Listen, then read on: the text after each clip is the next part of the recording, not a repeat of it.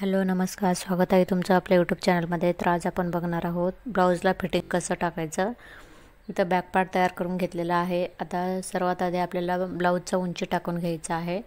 जेवढं काही उंची असेल तेवढं उंचीचं मार्किंग करून घ्यायचं. तशा पद्धतीने उंचीचं मार्किंग केलं. आता आपल्याला शोल्डर जोडून घ्यायचा आहे. जो काय बॅक पार्ट आहे तो सरळ ठेवलेला आहे, त्याच्यावरती फ्रंट पार्ट हा उलटा ठेवून घ्यायचा आहे. म्हणजेच इथं दोन्ही सरळ भाग एकावर एक ठेवून घ्यायचा आणि उलट्या बाजूने आपल्याला शोल्डर जॉईन करून घ्यायचं. जे काय उंचीचं मार्किंग करून राहिलेलं मार्जिन असेल तेवढं मार्जिन पकडून इथं शोल्डर जॉईन करून घ्यायचं आहे. ते शोल्डर जोडताना डबल टिप कंपल्सरी देऊन घ्यायचा आणि स्टार्टिंग आणि एंडिंगला लॉक करून घ्यायचं आहे. इथं एका बाजूचं इथं शोल्डर जोडून झालेलं आहे. सेम त्याच पद्धतीने दुसऱ्या बाजूचं पण शोल्डर जोडून घ्यायचं. एक पार्ट सरळ आणि त्याच्या वरती दुसरा पार्ट हा उलटा अशा पद्धतीने ठेवून घेतलेला आहे. म्हणजेच आपले दोन्ही सरळ भाग एकावर एक येईल अशा पद्धतीने ठेवून घेतलेला आहे. जे काय उंचीचं मार्किंग केलेलं आहे त्यात राहिलेलं मार्जिन असेल तेवढं मार्जिन पकडून इथं शोल्डर जोडून घ्यायचं. इथं डबल टिप देऊन कंपल्सरी लॉक करून घ्यायचं आहे शिलाई. तशा पद्धतीने दोन्ही शोल्डर जोडून झालेले आहेत. इथं शोल्डरमध्ये जे काय थोडंफार कमी जास्त असेल पाठीमागचं आणि पुढच्या शोल्डरमध्ये, ते कमी जास्त असेल तर इथं कट करून सेम करून घ्यायचं आहे. इथे दोन्हीकडचं मी चेक करून घेतलं कमी जास्त कुठे आहे का ते, आणि कट करून सेम करून घेतलेलं आहे जे काही एक्स्ट्राचं असेल ते. आता आपल्याला बॅक पार्ट अशा पद्धतीने सेंटरमधून फोल्ड करायचा आहे आणि सेंटरला एक मार्किंग करून घ्यायचं. आणि या पुढचा जो काही पार्ट आहे म्हणजे हुकपट्टीच्या साईडने आपल्याला हुकपट्टीबरोबर सेंटरला ठेवून घ्यायचा आहे आणि पुढचा आणि पाठीमागचा भाग बरोबर येत आहे की नाही ते चेक करून घ्यायचं. जे काय आपलं ब्लाऊजचं मार्जिन आहे 1.5 इंचाचं तेवढं आपला पाठीमागचा आणि पुढचा मुंडा सेम आला पाहिजे. तो येत आहे की नाही ते चेक करून घ्यायचं. आणि जे काय आयपट्टीच्या साईडने आपल्याला आयपट्टी एक्स्ट्राची सोडून सेंटरला ठेवून घ्यायचं आहे आणि तिथं पण चेक करून घ्यायचं पुढचा आणि पाठीमागचा भाग इथं सेम येत आहे की नाही ते. आता आपल्याला बाही जोडून घ्यायचं आहे. बाहीचा अशा पद्धतीने सेंटर काढून घ्यायचा. बाही फोल्ड करून सेंटरला मार्किंग करून घेतलं आणि जे काय बाही लांबीचं मार्किंग आहे ते बाही लांबीचं मार्किंग करून घेतलं. सेम त्याच पद्धतीने दोन्ही बाहीला इथं करून घ्यायचं आहे.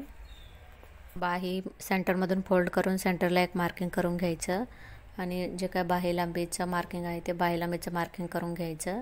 आता आपल्याला इथं बाही जोडून घ्यायचं आहे. आणि जे काय बाहीचं पण 1.5 इंचाचं मार्जिन आहे ते पण आपलं पुढचं आणि पाठीमागच्या भागाचं सेम आलं पाहिजे मुंड्याचं. ते चेक करून घ्यायचं जोडण्याआधी. तर मी चेक करून घेतलेलं आहे आणि मी सेंटरमधून इथं बाही जोडायला सुरुवात केलेलं आहे. बरोबर सेंटर आणि शोल्डर जो काय बाहीचा सेंटर आहे तो बरोबर शोल्डरवर आला पाहिजे अशा पद्धतीने इथं बाही जोडून घ्यायचं. इथं एका साईडने जोडून झालेलं आहे. आता सेम त्याच पद्धतीने दुसऱ्या बाजूने पण बाही जोडून घ्यायचं. इथं बाही जोडताना कुठेही जास्त खेचायचं नाही. एकदम अलगद पकडत आपल्याला हलक्या हाताने ही बाही जोडून घ्यायचं आहे.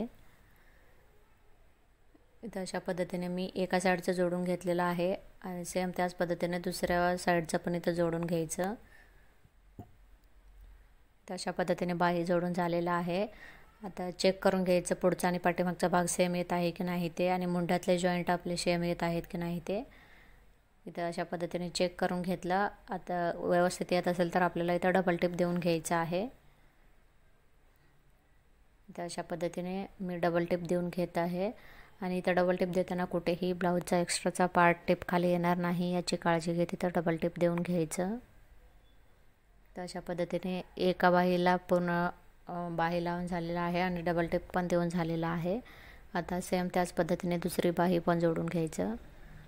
जो काय बाहीचं सेंटर काढलेला आहे सेंटर बरोबर शोल्डरवरती ठेवायचं आहे आणि शोल्डरपासून आपल्याला इथं बाही जोडायला सुरुवात करायचं. तुम्ही हवं तर एका बाजूने जोडायला सुरुवात करून दुसऱ्या बाजूपर्यंत अशा पद्धतीने जोडू शकता. इथं मी सेंटरपासून जोडायला सुरुवात केलेलं आहे. अशा पद्धतीने एका साईडचं जोडून झालेलं आहे. सेम त्याच पद्धतीने दुसऱ्या साईडचं पण इथं बाही जोडून घ्यायचं. आणि इथं शिलाई देताना बाही जोडताना जे काही शिलाई देतो ते सर्व साईडने आपलं मार्जिन हे सेम आलं पाहिजे अशा पद्धतीने आपल्याला इथं बाही जोडून घ्यायचं. तर अशा पद्धतीने मी अलगद अलगद पकडत टीप बाय जोडून घेतलेला आहे आणि डबल टिप पण देऊन घेतलेला आहे. आता आपल्याला सरळ भागावरती एकदम कडेकडेला असं टिप मारून घ्यायचं आहे. इथं अशा पद्धतीने मी सरळ बाजूने एकदम कडेकडेला असं टिप मारून घेतलेलं आहे. आणि जे काही थोडंफार एक्स्ट्राचं धागेदोरे वगैरे निघत असेल तर ते कट करून सेम करून घ्यायचं. सेम त्याच पद्धतीने दुसऱ्या बाजूने पण आपल्याला दोन्ही बाजूने सरळ बाजूने एक टिप मारून घ्यायचा आहे.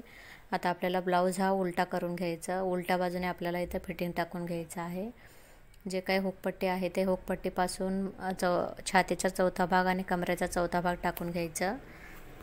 आणि आयपट्टीच्या साईडने फिटिंग टाकताना आयपट्टी सोडून एक्स्ट्राची सोडून आपल्याला इथे फिटिंग टाकून घ्यायचं. जे काही छातीचा चौथा भाग आणि कमरेचा चौथा भाग इथं मार्किंग करून घ्यायचं. आणि इथं दंडगेरचा दुसरा भाग घ्यायचा आहे. इथं अशा पद्धतीने दंडगेरच्या दुसऱ्या भागाला मार्किंग केलं. सेम त्याच पद्धतीने दुसऱ्या बाजूने पण इथं करून घ्यायचं आहे. आता हे तिन्ही मार्किंग लक्षात घेऊन आपल्याला एक सरळ लाईन आखून घ्यायचं आहे. आणि एकदा इथं मुंडा पण चेक करून घ्यायचं. इथं अशा पद्धतीने मी मुंडा चेक करून घेतलेला आहे. इथे सेम त्याच पद्धतीने दुसऱ्या बाजूने पण इथं मुंडा चेक करून घ्यायचा. आता आपल्याला हे जे काही तिन्ही मार्किंग केलेलं आहे ते मग तिन्ही मार्किंग लक्षात घेऊन आपल्याला इथं सरळ लाईन आखून घ्यायचं आहे. तुम्ही बघू शकता फिटिंग एकदम स्ट्रेट असं आलेलं आहे. तशा पद्धतीने एका साईडचा आखून झालेला आहे. सेम त्याच पद्धतीने दुसऱ्या बाजूने पण इथं सरळ लाईन आखून घ्यायचं आहे. आणि जे काय आपण फिटिंगचं लाईन आखून घेतलेलं आहे त्याच्यावरती आपल्याला इथं शिलाई देऊन घ्यायचं आहे. तर स्टार्टिंग आणि एंडिंगला लॉक करून घ्यायचं. जे काय आपण फिटिंगचं लाईन इथं मार्किंग केलेलं आहे त्या लाईनवरतीच आपल्याला इथे फिटिंग टाकून घ्यायचं. आणि जे काही इथं मुंड्यातले जॉईंट आहे ते कुठल्या तरी एका साईडने फोल्ड करून घ्यायचं आहे. इथं मी वरच्या बाजूने इथं फोल्ड केलेलं आहे. अशा पद्धतीने एका साईडचं इथे फिटिंग टाकून झालेलं आहे. सेम त्याच पद्धतीने दुसऱ्या बाजूने पण इथे फिटिंग टाकून घ्यायचं. इथं आणि शिलाई स्टार्टिंग आणि एंडिंगला कंपल्सरी लॉक करून घ्यायचं आहे. आणि इथे फिटिंग टाकून झाल्यानंतर याच्या बाजूने पाव इंचाच्या अंतरावरती आपल्याला 3 ते 4 टिपा एक्स्ट्राच्या मारून घ्यायच्या आहेत. अशा पद्धतीने आपल्या ब्लाऊजला इथं फिटिंग टाकून झालेलं आहे. आता मी ब्लाऊज सरळ करून दाखवते. एकदम छान असं फिनिशिंग सहित आपला इथं ब्लाऊज तयार झालेला आहे. याचा संपूर्ण कटिंग आणि स्टिचिंगचा व्हिडिओ मी याआधी चॅनलवर अपलोड केलेला आहे. जर कोणाला बघायचं असेल तर ते व्हिडिओ नक्की बघा. मी एकदम सविस्तरपणे सांगण्याचा प्रयत्न केलेला आहे. 34 इंच छातीचा कटोरी ब्लाऊजचा हा ब्लाऊज आहे. आणि याचा बॅकनेकला मटका गळा तयार केलेला आहे. तो मटका गळा कॅनव्हास पेपरने कशा पद्धतीने तयार करायचा याचा पण व्हिडिओ मी चॅनलवर अपलोड केलेला आहे. इथं अशा पद्धतीने आपला ब्लाऊज तयार झालेला आहे. तुम्हाला व्हिडिओ कसा वाटला हे मला कमेंट करून नक्की सांगा. व्हिडिओ जर आवडला असेल तर व्हिडिओला लाईक आणि शेअर करा. चॅनलवर जर कोणी नवीन असेल तर चॅनलला सबस्क्राईब करायला विसरू नका. आणि व्हिडिओ शेवटपर्यंत बघितल्याबद्दल तुम्हा सर्वांचे अगदी मनापासून आभार मानते. धन्यवाद.